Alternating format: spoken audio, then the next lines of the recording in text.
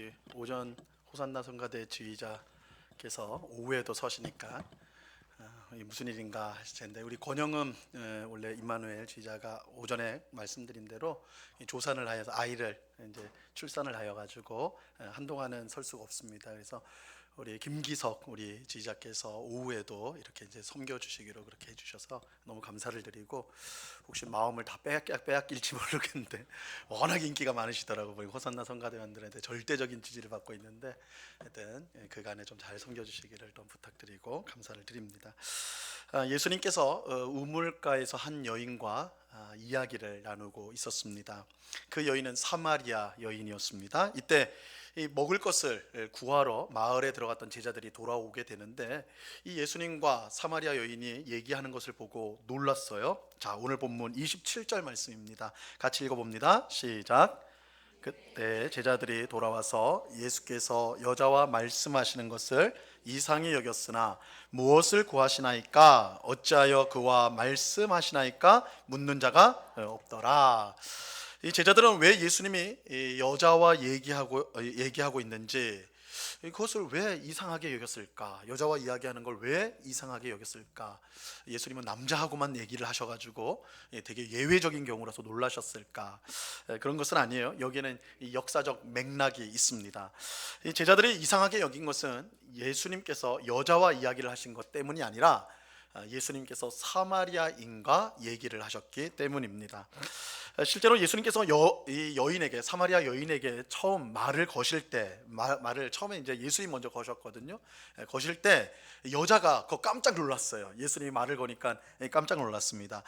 오늘 본문 앞에 있는 9절 말씀, 4장 9절 말씀에 보면요, 사마리아 여자가 이르되 당신은 유대인으로서 어찌하여 사마리아 여자인 나에게 물을 달라 하나이까 하니, 이는 유대인이 사마리아인과 상종하지 아니함이로라.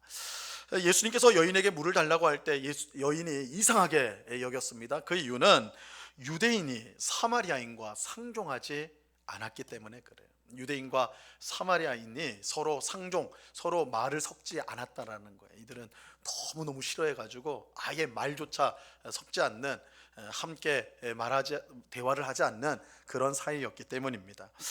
사실 유대인과 이 사마리아인은 같은 이스라엘 백성입니다. 같은 이스라엘 백성이에요. 하나님께서 사무엘 선지자를 통해서 일대 왕인 사울을 세우지요. 그래서 이 사울 왕 때부터 이스라엘은 왕정 국가, 왕이 다스리는 국가가 되었습니다. 그런데 일대 왕이었던 사울이 하나님께 불순종하여서 하나님께 버림을 당하게 됩니다. 그래서 하나님이 사무엘을 통해서 2대 왕을, 새로운 왕을 세우는데, 그 사람이 그 유명한 다윗이에요. 다윗. 하나님께서 다윗을 새로운 왕으로 세우십니다. 그리고 다윗을 이어서 왕이 된 사람도 유명하죠. 너무너무 유명하죠. 누구예요? 여기까지는 알아셔야 되는 거예요. 그죠? 솔로몬. 그래서 사울, 다윗, 솔로몬. 여기까지는 알아야 돼요. 이제 그렇게 했어요. 굉장히 지혜의 왕 솔로몬이 이스라엘을 다스렸습니다. 그런데 문제는 그 다음입니다. 솔로몬 아들이 다스렸겠죠? 이름이 뭐예요? 그렇죠. 그래도 이름이 나오네요. 그죠? 르호보암이라는 왕이 세워집니다. 이때부터 사실은 헷갈리기 시작을 하는데, 르호보암이 딱 이제 왕이 되었을 때, 젊은 사람이었잖아요. 젊은 사람이 딱 세워졌을 때 백성들에게 기대가 있었습니다.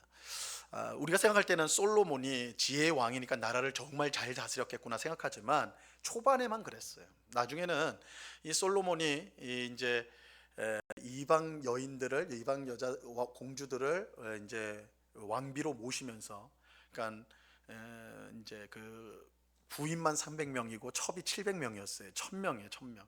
그러니까 부인을 3년 동안 계속 매일 새로워져야 되는 그런 그랬거든요. 그러다 보니까 물론 정치적으로 안정을 위해서 그렇게 했지만 나라가 개판이 돼 버립니다. 나중에는. 그래서 우상 숭배, 완전히 예루살렘이 우상 숭배 전시장이 되는 정도로. 그래서 솔로몬은 처음에는 너무너무 잘 시작했는데 마지막에 완전히 망하게 돼 버려요. 그런데 이 솔로몬 때 무슨 일을 많이 했냐면, 성전 건축이 일단 있었죠. 초반에 잘할 때 성전 건축이 있었고, 그 다음에 궁전도 건축을 합니다.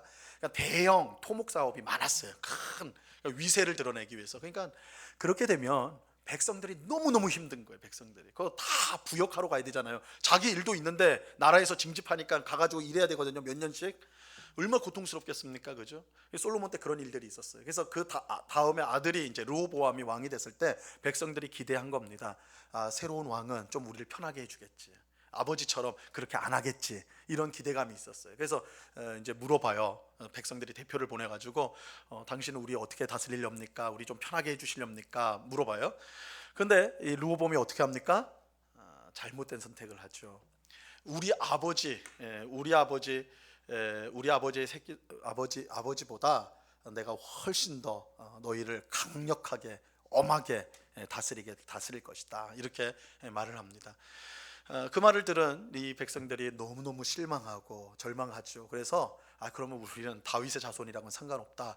그럼 우리는 당신을 왕으로 인정할 수 없다. 그래서 분열이 돼 버립니다. 나라가 분단이 돼 버려요. 그래서 우리나라처럼 이 이스라엘도 남과 북으로 분단이 돼 버립니다. 그래서 남쪽에 예루살렘을 중심으로 한 남유다 왕국, 여기는 이제 다윗 후손들이 계속해서 왕이 됩니다.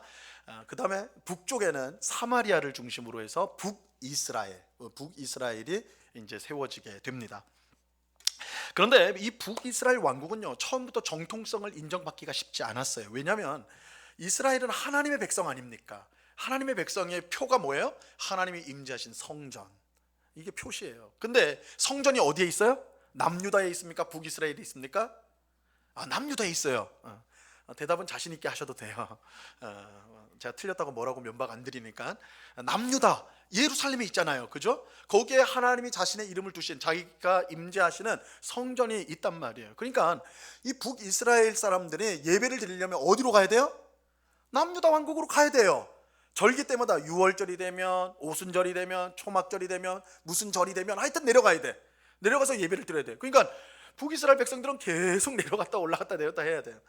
이 북이스라엘의 초대 왕이었던 여로보암이 볼 때 이거 위태로운 거예요. 야, 이거 우리 북이스라엘 백성들이 계속 밑으로 왔다 갔다 하다가 남유다 왕국 사람들하고 결합해가지고 날 죽이는 거 아닌가? 이 나라를 다시 남유다 왕국으로 합치는 거 아닌가? 불안해졌어요. 그래서 어떤 짓을 하게 되냐면, 이 북이스라엘의 제일 아래, 북이스라엘 지역에서 아래 베델이라는 지역이 있습니다. 베델과 제일 위에 단이라는 도시가 있어요. 거기에다 금송아지를 세워요. 금송아지. 그래놓고 이게 하나님이다. 그래서 너희 북이스라엘에 갈 필요 없다. 남유다의 왕국에 갈 필요 없다. 예루살렘 갈 필요 없다. 베델에 가가지고, 단에 가가지고, 가까운 데 가가지고 예배해라. 하나님을 예배해라. 이렇게 돼버린 거예요. 백성들도 좋겠죠. 저 멀리까지 갈 필요 없이 집 근처 가서 예배 드리면 되는 거 아닙니까, 그죠? 그래서 그렇게 된 거예요. 문제는 그것이 북이스라엘의 극심한 이 종교적 타락, 우상 숭배를 불러오게 되었다라는 것입니다. 결국 북이스라엘은 극심한 우상 숭배와 사회적 불의로 인해서 하나님께 심판을 받게 되는데요, 하나님께서 북쪽에 있는 강대국에 있는 아수르를 끌고 내려옵니다. 그래서 아수르를 몽둥이로 쳐요. 그래서 북이스라엘이 기원전 722년에 멸망당하게 됩니다. 그래서 남유다는 그것보다 한 150년 더 가요. 586년에 멸망을 하게 되니까 북이스라엘이 훨씬 빨리 멸망하게 되는 거예요. 그런데 이 북이스라엘을 정복한 이 아수르는요, 굉장히 난폭하고 잔인한 나라였는데, 나라를 이렇게 정복하면 그 다음에 어떻게 하냐면 섞어버립니다, 백성들을.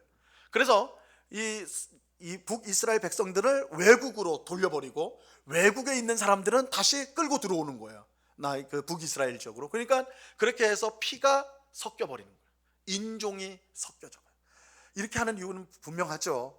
힘을 모아서 아수르한테 대들지 말라고 아예 그렇게 조치를 취하는 거예요. 너희 민족은 아예 사라졌어, 너희는 없어, 이렇게 돼버리는 거예요. 그래서 이 북이스라엘 지역의 사람들은 원래 유대인이었어요. 이스라엘이었지만 피가 섞여버려서 이방인처럼 되어버린 것입니다. 이방인처럼 되었어요. 당연히 유대인들, 정통 남유다 왕국의 정통 유대인들은 사마리아인들을 유대인이라 더 이상 볼 수가 없다 생각을 했어요. 그들을 이방인이라고 생각을 하고 그들을 경멸하였습니다. 그들과 상종을 하지 않았던 거예요. 이게 바로 오늘 예수님이 사마리아 여인과 얘기한 것을 제자들이 이상하게 여긴 역사적 맥락이에요. 그래서 이 이스라엘 백성과 사마리아인 사이에는 아주 뿌리 깊은 적대감이 있어요. 유대인들은 저것들은 이방인, 우상 숭배로 망한 이방인들 이렇게 하고, 이 사마리안들도 당연히 좋은 마음이 있을 수가 없겠죠. 유대인들에 대해서. 그래서 상종하지 않았던 것입니다. 그런데 예수님과 이제 이야기를 하던, 그죠? 있을 수 없는 건데 어쨌든 이야기를 하던 이 사마리아 여인이 갑자기 자리에서 일어나서 마을로 들어가 봐요. 동네로 들어갑니다. 자, 오늘 본문 28절입니다. 같이 읽습니다. 시작. 여자가 물동이를 버려두고 동네로 들어가서 사람들에게 이르되, 여자가 물동이를 버려두고 동네로 들어갔다고 말하고 있어. 사실 이 여인이 예수님을 만나게 된 것은 우물에 물을 기르러 왔기 때문에 그렇습니다. 우물에 물을 기르러 왔는데, 여인이 물을 기르러 왔는데 그 자리에 예수님이 앉아 있었던 거예요. 그리고 예수님이 나한테 물 좀 다오 이래가지고 얘기가 시작이 된 거거든요. 그런데 무슨 일이 있었는지 여인은 그 물동이를 버려두고, 그 물 들어온 여자에 물 들어왔는데 예수님과 얘기하다가 갑자기 일어나서 가는데 물동이를 버려두고, 그러니까 자기가 온 목적도 잊어버리고 가버린 거예요. 이건 뭔가 이 여인에게 아주 중요한 일이 생겼다는 것을 보여주는 것이죠. 여인은 마을로 들어가서, 물동이를 버리고 마을로 들어가서 뭘 했냐?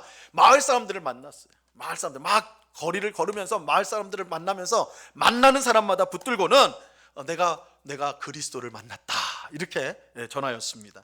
자, 29절 말씀 보세요. 29절 같이 읽습니다. 시작.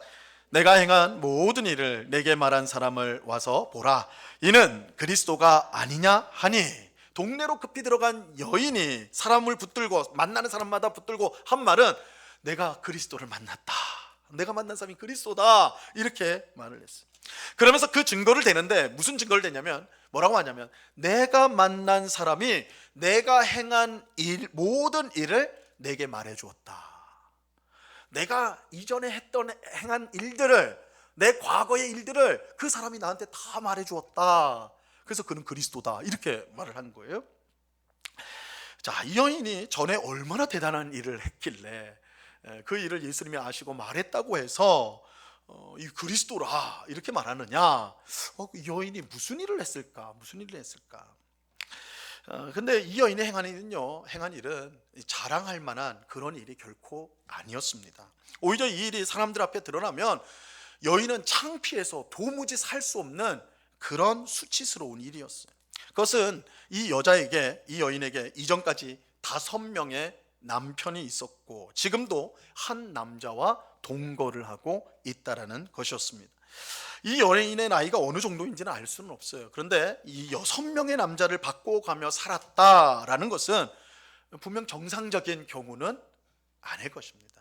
오늘날 굉장히 자유화되어지고 자기 선택이 중요해진 시대라 할지라도 6명의 남자를 그죠? 만나고 헤어지고 이랬다라고 한다는 것을, 그걸 정상적이라고 생각할 사람은 그리 많지 않을 거예요. 더욱이 어떤 학자는요, 이 5명의 남편, 우리는 5명의 남편이라고 돼 있는데 이게 원래 이제 그 성경이 기록되는 언어로는 아네르라고 해가지고 남자라는 뜻이에요. 남자. 그러니까 남자란 뜻도 있고 남편이란 뜻도 있어요. 같은 단어예요. 그러니까 우리는 남편하고 남자는 완전히 다르잖아요, 단어가.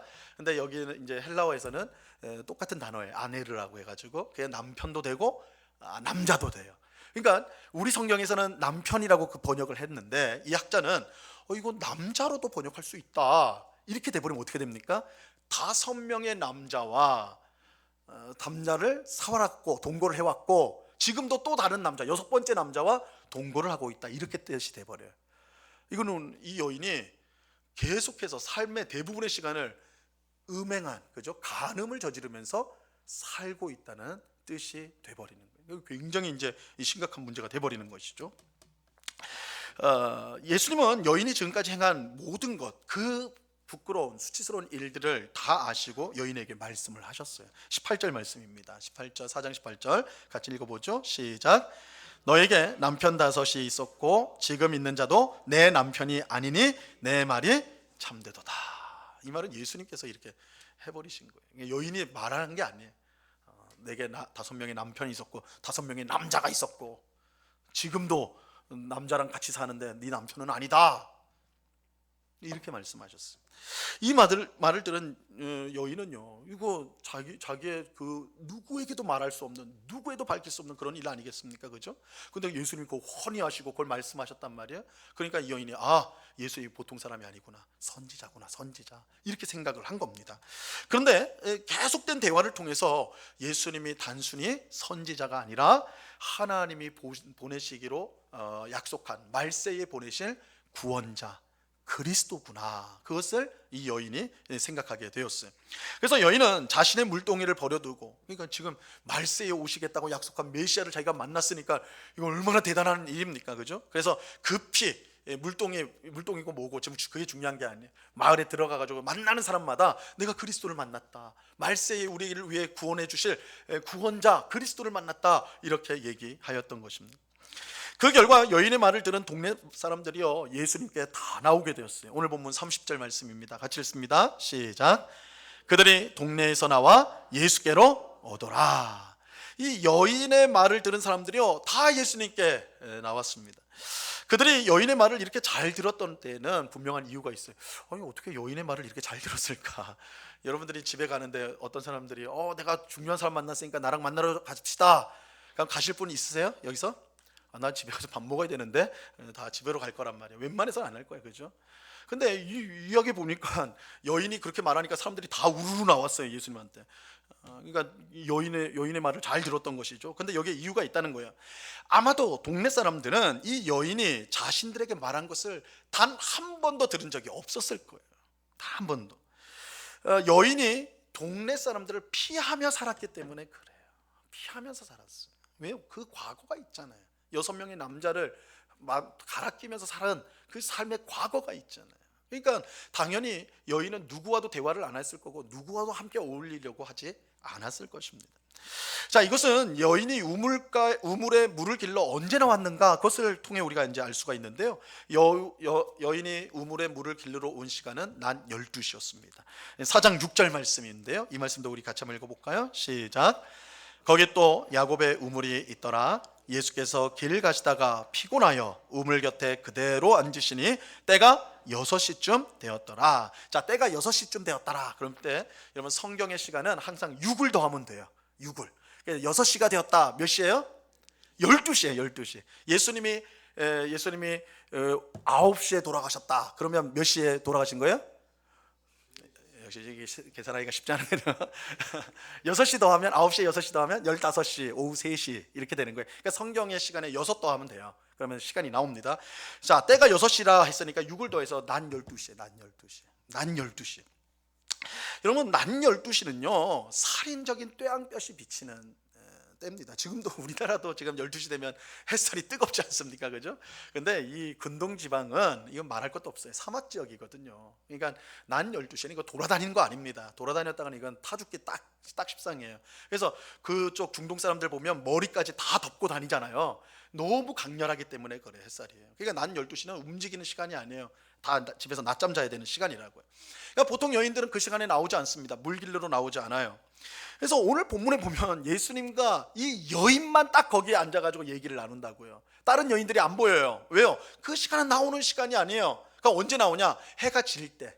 그러니까 아예 새벽이든지 아니면 해가 질 때 선선해지면 나오기 시작합니다. 물은 다 필요하니까. 그때 쫙 온다고요. 날 12시에는 아무도 나오는 시간이 아니에요. 그러니까 이 여인만 나왔고 이 여인만이 예수님을 보았던 것입니다. 그럼 왜 그랬을까? 당연히 사람을 피하기 위해서. 사람을 보기 싫은 거예요. 만나면 얘기를 해야 되고 그럼 또 수군거릴 것이고, 그죠? 그게 너무 싫은 거예요. 그래서 아무도 없는 시간만 여인은 돌아다녔던 것입니다. 그런데 그런 여인, 정말 보지 못하고 말하는 거 한 번도 듣지 못한 바로 그 여인이 사람들 앞에 갑자기 나타나가지고 내가 그리스도를 만났다, 내가 그리스도를 만났어요, 이렇게 말을 하니까 사람들이 듣지 않을 수가 없는 것이죠. 평소에 사람을 피하며 살았던 여인이 이처럼 사람들 앞에 나타나서 그리스도를 만났다 하는 거 보니까 필시 이 여인이 어떤 특별한 사람을 만난 건 분명하구나, 그가 그리스도인지 아닌지는 모르겠지만 아주 특별한 사람을 만난 건 맞구나 하고 사람들이 다 나오게 된 거예요. 그래서 동네 사람들이 예수님께 몰려왔어요. 그리고 이 일로 말미암아 수많은 사람들이 예수님을 믿게 되었습니다. 자, 오늘 읽은 본문 뒤에 나오는 39절 말씀, 39절 같이 읽습니다. 시작. 여자의 말이 내가 행한 모든 것을 그가 내게 말하였다 증언하므로 그 동네 중에 많은 사마리아인이 예수를 믿는지라. 이 여인을 통해서 수많은 사마리아 사람들이 예수님을 믿게 되는 역사가 일어나게 되었어요. 사마리아 여인은 삶이 문란해서 사람을 피해 살았던 사람이었습니다. 사람들 앞에 나타날 수 없어서 사람 없는 시간에 우물을 찾으러 온 사람이었습니다. 당연히 그는 하나님과의 거리, 사람과의 거리가 있었을 뿐만 아니라 하나님과의 거리도 멀었던 사람이었습니다. 하나님 앞에서 얼굴을 들 수 없는 그런 삶을 그는 살았습니다. 그런데 그런 여인이 예수님을 전하는 가장 유능한 전도자가 되었어요. 가장 유능한 전도자가 되었어요. 평소에 사람을 피해 다녔는데 오히려 지금은 사람을 찾아다니면서 예수님을 전했어요. 평소에 다른 사람과 말 한 번 섞을 수 없었던 이 여인이요, 자기가 만난 예수님이 그리스도라고 확신 있게 말하게 되었던 것입니다. 그 결과 수많은 사람들이 예수님을 믿게 되었습니다. 어떻게 이런 극적인 일이 있을 수가 있을까요? 그죠? 굉장히 극적이잖아요.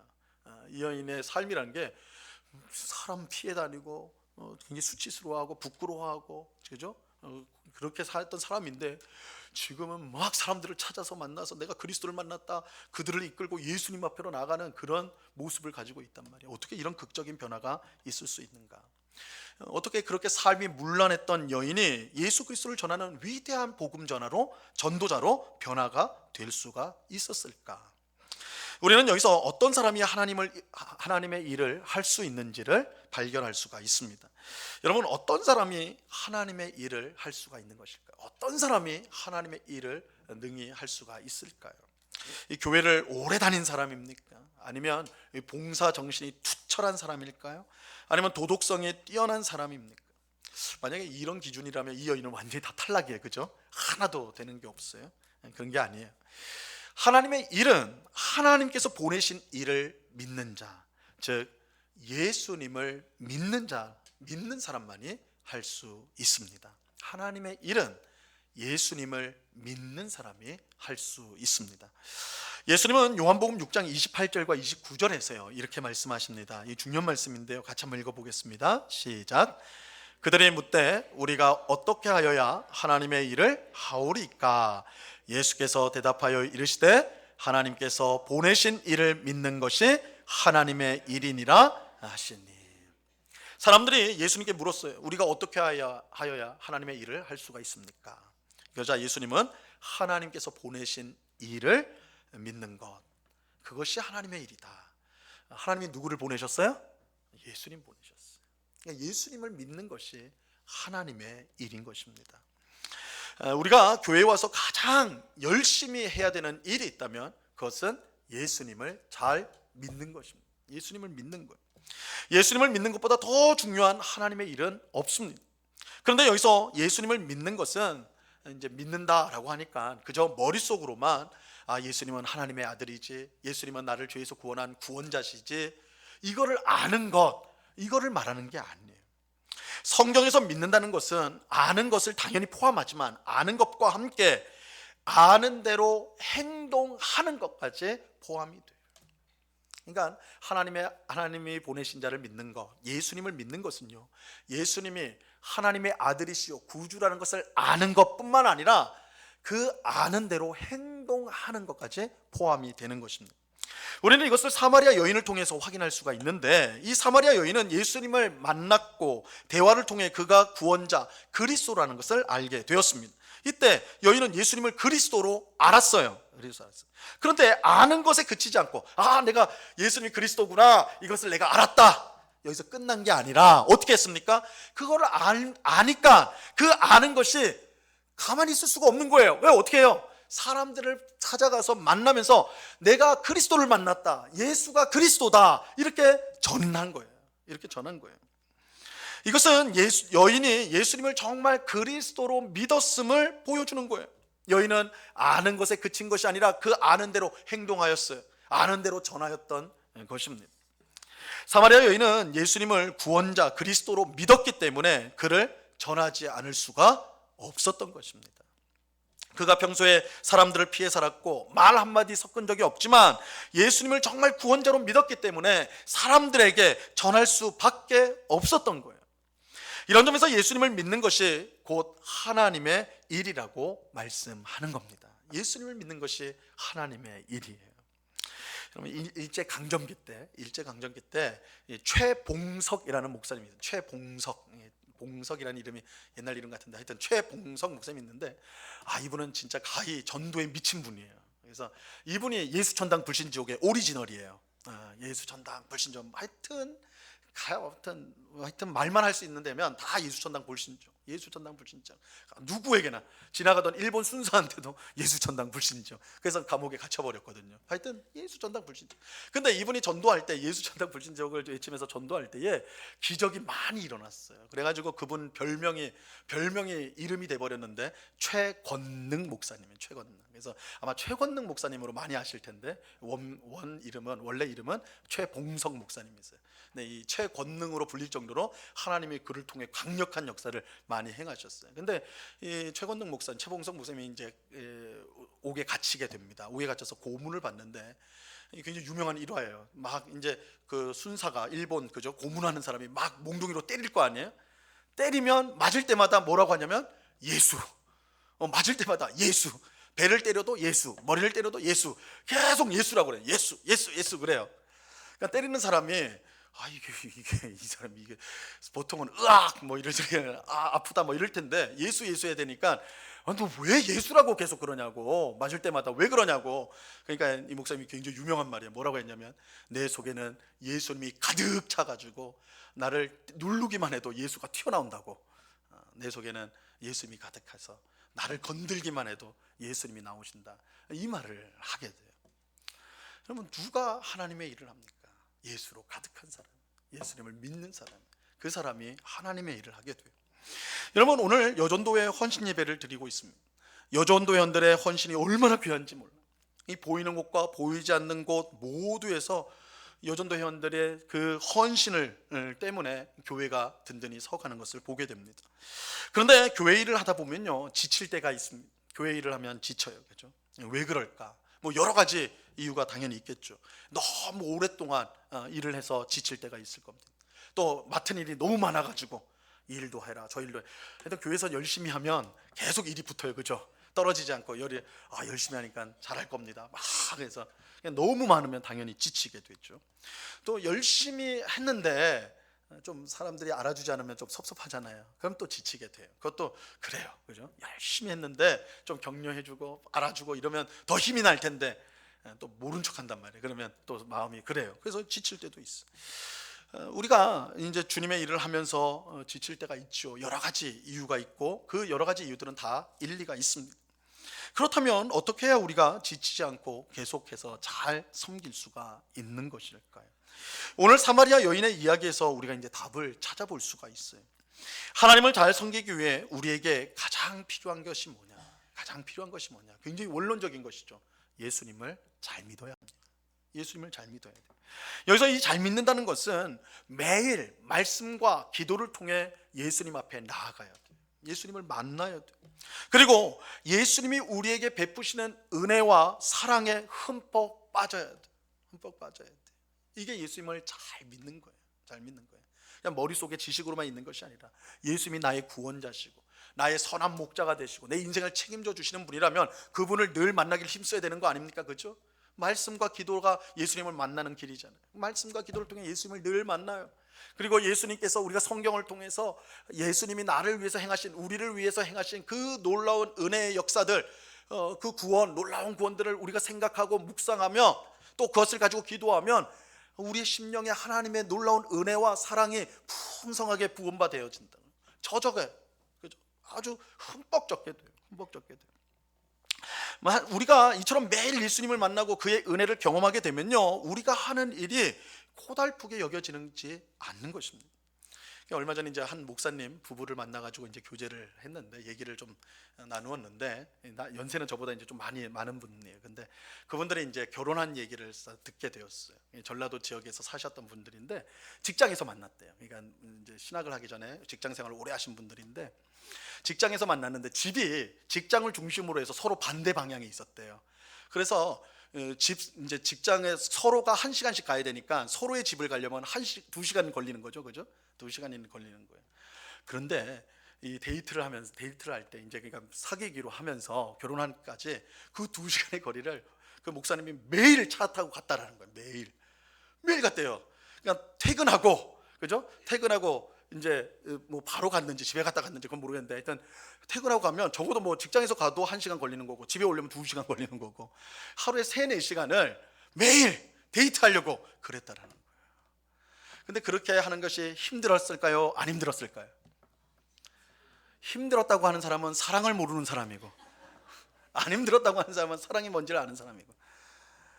안 힘들었죠. 그죠? 물론 결혼하고 힘들으셨는지 모르지만 안 힘들었대. 오히려 행복하고 즐거워. 왜요? 사랑하니까. 사랑이 듬뿍 젖어 있으니까 2시간이 무슨 대수예요, 그죠? 2시간이건 3시간이건 가는 거예요. 사랑하니까.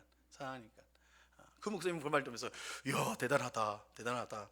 도전이 많이 됐어요. 여러분, 하나님의 저는 그렇게 멀리 살지 않아서 다행이었어요. 하여튼 꼭 저한테 적용을 하는 경향들이 있으신데 저도 열심히 사랑합니다. 자, 하나님의 일을 하면서 왜 우리는 지치는 것일까? 근본적인 이유는요, 그러니까 우리가 좀 근본적으로 한번 따져보죠. 그 이유는 하나님의 사랑과 은혜가 우리에게 풍성하지 못하기 때문에 그래요. 그러면 하나님의 사랑과 은혜를 하나님은 그럼 풍성하게 더 이상 베풀지 않는가? 우리가 처음 예수 믿을 때만 그렇게 부어주시고 이제는 안 부어주시는가? 그렇지 않아요. 하나님은 신실하신 분, 언제나 어제나 오늘이나 영원토록 동일하신 분이 우리가 믿는 하나님이세요. 하나님이 우리가 처음 예수님을 믿었을 때 그 풍성한 은혜와 사랑을 부어주셨던 것처럼 지금도 앞으로도 동일하게 우리에게 사랑과 은혜를 베풀어 주십니다. 변치 않으세요. 문제는 누구예요? 우리예요. 이전에는 그 은혜를 듬뿍 받아가지고 젖었어요. 그래서 힘이 났어요. 그래서 하나님을 섬기는 게 너무 즐거워요. 기뻤어요. 그런데 지금은 우리가 바빠서도 그런 것들 수 있고 다른 생각할 것이 많아서 그런 것들이 있고, 하나님 앞에 은혜를 받으면 하나님 앞에 나가야 되는데, 말씀과 기도를 통해 나가야 되는데 나가지를 않아요. 하나님의 은혜를 받으려면 다 큰 접시를, 뭐 큰 접시든 뭐든 딱 들고 부어주십시오 이래야 되는데, 다 요즘에 보면 소주잔 하나 들고 있는 것 같아. 이거면 족합니다. 족하지 않죠. 그 조그만 걸로 어떻게 하겠어? 부어주시는데, 하나님은 폭포수와 같이 부어주시는데 우리는 다 소주잔 하나 들고만 있단 말이야. 그걸로는 할 수가 없는 거야. 그러니까 지쳐요. 그렇죠? 힘들어요. 실제로 이전보다 훨씬 일이 적은데도 힘들고 지치고 안 하면 안 되나 이렇게 가버린다고요. 근본적인 문제가 뭘까? 하나님은 어제나 오늘이나 영원히 동일하게 은혜와 사랑을 부어주시는데 우리가 그 사랑을 받지 못하기 때문에, 하나님 앞에 그 은혜와 사랑을 받기 위해서 열심히 나아가야 되는데, 갈급한 마음으로 간절한 소망으로 하나님 앞에 나아가야 되는데 그러지 못하기 때문에 지치는 것이 아닌가 우리가 생각해 보아야 하는 것입니다. 그러므로 하나님이 기뻐하시는 헌신을 하기 위해서는, 주님의 일을 잘 감당하기 위해서는 무엇보다 예수님을 잘 믿어야 돼. 말씀과 기도로 주님 앞에 나아가기를 힘써야 합니다. 폭포수처럼 쏟아지는 은혜와 사랑에 듬뿍 젖어야 돼요. 하나님 은혜와 사랑을 부어주시네. 내가 그것을 다 온전히 받고 그 은혜를 힘입어, 그 사랑을 힘입어서 주님 앞에 헌신하고 주님의 일을 감당하는 우리가 되게 하여 주옵소서. 간절한 마음으로 하나님 앞에 나아가야 돼요. 하나님은 간절한 마음으로 나오는 자기 백성을 기뻐하시고 하나님의 사랑과 은혜를 풍성히 부어 주십니다. 우리가 간절한 마음으로 나아가야 돼요. 말씀과 기도를 통해 나가야 돼요. 사모하는 마음으로 주님의 사랑과 은혜를 받아야 하는 것입니다. 그럴 때 우리의 헌신은 기쁨의 헌신이 될 수가 있는 것입니다. 어제 이제 유명한 목사님, 그 한경직 목사님이라고 아시죠? 영락교회 한경직 목사님이라고 굉장히 우리의 한국교회 어른이라고 할 수 있는데, 그 목사님이 이제 연세가 많이 드셨을 때 남한산성에 반면 이제 여자 신학원이 있습니다. 거기 근처에 이제 사셨는데, 그러니까 목사님들이 한국 교계 지도자들이 매년 가요. 인사를 하러 이제 가면, 목사님 우리들에게 우리 여기 한국 교회를 이끌어가고 있는 지도자들인데 우리에게 한마디 좀 해주십시오, 이렇게 부탁을 드릴 거 아니에요, 그죠? 그러면 그 이 위대한 목사님이 무슨 말을 해줄까, 얼마나 정말 필요한 또 좋은 근사한 말을 해주실까, 귀를 다 쫑긋 세운다고 그래요. 그러면 한경진 목사님이 그 말을 하셨다고 그래요. 목사님들 예수님 잘 믿으십시오, 그 말을 했다고 그래요, 실제로. 그래서 그 책이 있어요. 예수님 잘 믿으세요라는 책이 있어요. 한경진 목사님이 목사들에게 하는 말, 목사들에게, 새신자에게 하는 말이 아니에요. 성도들에게 한 말이 아니라 목사들에게, 목사님들 예수님 잘 믿으십시오. 예수님 잘 믿어야 돼요. 그래야지 하나님 일해요. 그래야지 지치지 않고 하나님을 잘 기쁘게 섬기는, 평생 주님 앞에 서는 날까지 지치지 않고 섬길 수가 있는 것입니다. 오늘 헌신 예배를 드리는 우리 모든 여전도 회원들에게 이 은혜가 임하기를 간절히 바랍니다. 사마리아 여인이 예수님을 만나고 믿게 되었을 때에 그의 은혜와 사랑을 경험할 때 위대한 전도자가 될 수 있었던 것처럼, 그죠? 매일 말씀과 기도로 예수님께 나아가 그의 은혜와 사랑을 풍성히 받아 평생 주님을 기쁨으로 즐거움으로 섬기는 우리 모두가 될 수 있기를 바랍니다. 오늘 예배하는 우리 모두에게 이 귀한 은혜가 충만히 임하기를 우리 주님의 이름으로 간절히 축원합니다. 기도하겠습니다. 하나님 아버지, 우리 응곡교회를 귀하게 섬기는 우리 여전도 회원들, 이렇게 헌신 예배로 하나님께 영광을 돌립니다. 하나님께서 그 수고를 아십니다. 사람의 눈에 드러나든지 드러나지 않든지 상관없이 하나님은 모든 것을 보고 계시고 그 헌신을 기쁘게 받으시고 하늘의 귀한 상급으로 내려주실 줄로 믿습니다. 주님, 우리 모든 여전도연들이 정말로 예수님을 잘 믿기를 원합니다. 예수님 앞에 말씀과 기도로 늘 가까이 나아가며 하나님이 부어주시는 풍성한 은혜와 복을 누림으로 정말 기쁨과 기꺼운 마음으로 주님을 섬기는, 또한 교회를 섬기는 우리 여전도연들 될 수 있도록 도와주시옵소서. 주님, 우리가 주님을 섬길 때 지칠 때가 많습니다. 힘겨울 때도 많습니다. 벅찰 때도 많습니다. 그러나 주님, 우리 주님께서 그 모든 것을 감당하고도 남을 귀한 은혜와 능력을 항상 부어주시는 줄로 믿사오니 그 믿음으로 주님 앞에 나아가 힘을 얻고, 그래서 더 힘있게 주님이 맡겨주신 사명을 잘 감당하는 우리 여전도 회원들, 또한 우리 모든 성도들 되어 하나님께 칭찬받고 하나님께 영광 돌릴 수 있도록 주장하여 주시옵소서. 감사하며 예수 그리스도 이름으로 기도드리옵나이다. 아멘.